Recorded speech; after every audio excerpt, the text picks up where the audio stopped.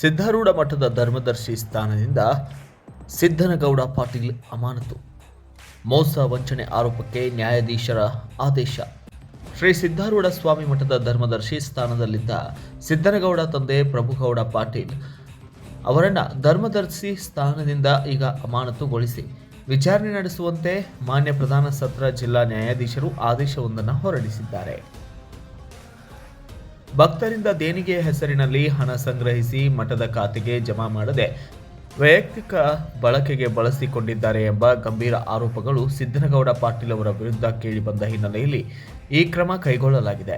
ಈ ಸಂಬಂಧ ರಾಣೆಬೆನ್ನೂರು ಶಹರ ಪೊಲೀಸ್ ಠಾಣೆಯಲ್ಲಿ 2 ಪ್ರಕರಣಗಳು ದಾಖಲಾಗಿರುವುದು ತಿಳಿದುಬಂದಿದೆ.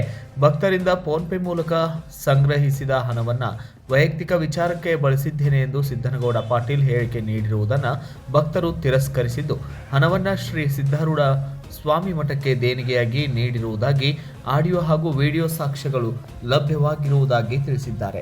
ಇದಲ್ಲದೆ ಜ್ಯೋತಿ ರಥ ಯಾತ್ರೆ ರಾಣೆಬೆನ್ನೂರಿಗೆ ಬಂದ ಸಂದರ್ಭದಲ್ಲಿ ಸೇವಕರ ಮೇಲೆ ಹಲ್ಲೆ ನಡೆಸಿ ಅವಾಚ್ಯ ಶಬ್ದಗಳಿಂದ ನಿಂದಿಸಿರುವ ಆರೋಪವು ಕೇಳಿಬಂದಿದ್ದು, ಈ ಕುರಿತು ಸಂಬಂಧಿತ ವಿಡಿಯೋಗಳು ಹಾಗೂ ದೂರು ಪತ್ರಗಳನ್ನು ಮಠದ ಟ್ರಸ್ಟ್ ಕಮಿಟಿ ಹಾಗೂ ಜಿಲ್ಲಾ ನ್ಯಾಯಾಧೀಶರಿಗೆ ಸಲ್ಲಿಸಲಾಗಿದೆ. ಮತ್ತೊಂದೆಡೆ ಸಿದ್ದನಗೌಡ ಪಾಟೀಲ್ ವಿರುದ್ಧ ಒಬ್ಬ ಮಹಿಳೆಯಿಂದ ಲೈಂಗಿಕ ಕಿರುಕುಳ ಹಾಗೂ ಮಾನಸಿಕ ಹಿಂಸೆ ಆರೋಪವು ದಾಖಲಾಗಿದ್ದು, ಈ ಸಂಬಂಧ ಶ್ರೀ ಸಿದ್ಧಾರೂಢ ಸ್ವಾಮಿ ಮಠದ ಟ್ರಸ್ಟ್ ಕಮಿಟಿಗೆ ದೂರು ಸಲ್ಲಿಸಲಾಗಿದೆ.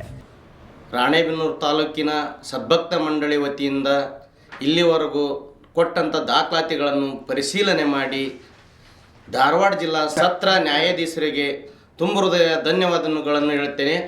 ಹಾಗೂ ನಮ್ಮ ರಾಣೆಬೆನ್ನೂರು ತಾಲೂಕಿನ ಭಕ್ತರ ಒಗ್ಗಟ್ಟಿನಿಂದ ಹಾಗೂ ಮಾಧ್ಯಮದವರಿಗೂ ತುಂಬ ಹೃದಯ ಧನ್ಯವಾದಗಳು.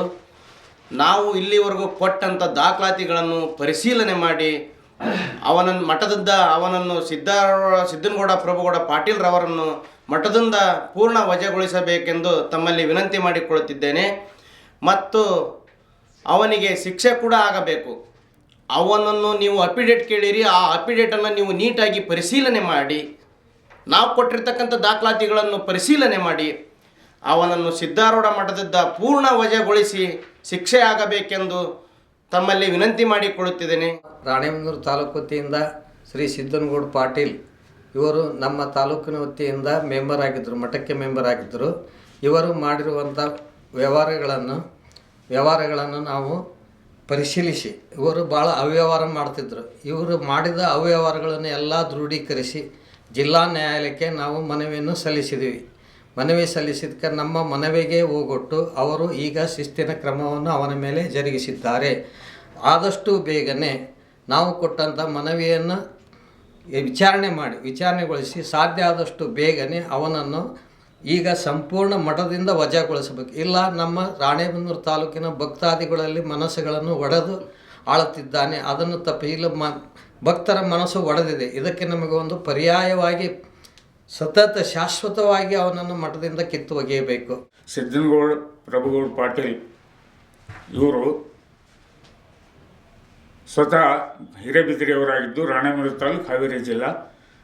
ಅವರನ್ನು ಧರ್ಮದರ್ಶಿ ಸ್ಥಾನದಿಂದ ವಜಾಗೊಳಿಸಿ ವಿಚಾರಣೆಗೆ ಆದೇಶ ಕೊಟ್ಟ ಮಾನ್ಯ ಧಾರವಾಡ ಜಿಲ್ಲಾ ಸತ್ರ ನ್ಯಾಯಾಧೀಶರು ಹಾಗೂ ಶ್ರೀ ಸದ್ಗುರು ಸಿದ್ಧಾರೂಢ ಸ್ವಾಮಿಗಳ ಮಠದ ಆಡಳಿತ ಅಧಿಕಾರಿಗಳಾದ ನ್ಯಾಯಾಧೀಶರ ಸನ್ನಿಧಿಗೆ ರಾಣೆಬೆನ್ನೂರು ತಾಲೂಕು ಶ್ರೀ ಸದ್ಗುರು ಸಿದ್ಧಾರೂಢ ಸ್ವಾಮಿ ಹಾಗೂ ಗುರುನಾಥಾರೂಢ ಸ್ವಾಮಿಗಳ ಸೇವಾ ಸದ್ಭಕ್ತ ಮಂಡಳಿಯಿಂದ ಹೃತ್ಪೂರ್ವಕ ಧನ್ಯವಾದಗಳು.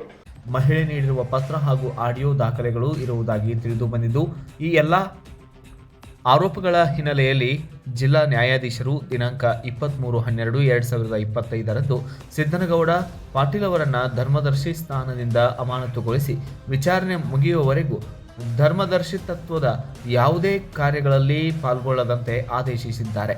ಈ ಬೆಳವಣಿಗೆಯಿಂದ ಮಠದ ಭಕ್ತರಲ್ಲಿ ಅಸಮಾಧಾನ ಹಾಗೂ ಆತಂಕ ಉಂಟಾಗಿದ್ದು, ಮುಂದಿನ ದಿನಗಳಲ್ಲಿ ಸಾರ್ವಜನಿಕರು ಹಾಗೂ ಭಕ್ತರು ಸಿದ್ದನಗೌಡ ಪಾಟೀಲ್ ಅವರೊಂದಿಗೆ ಯಾವುದೇ ರೀತಿಯ ವ್ಯವಹಾರ ನಡೆಸುವಾಗ ಎಚ್ಚರಿಕೆ ವಹಿಸಬೇಕೆಂದು ಮನವಿಯನ್ನು ಮಾಡಿದ್ದಾರೆ. Bureau report, Kannada Janashri news, Hubballi.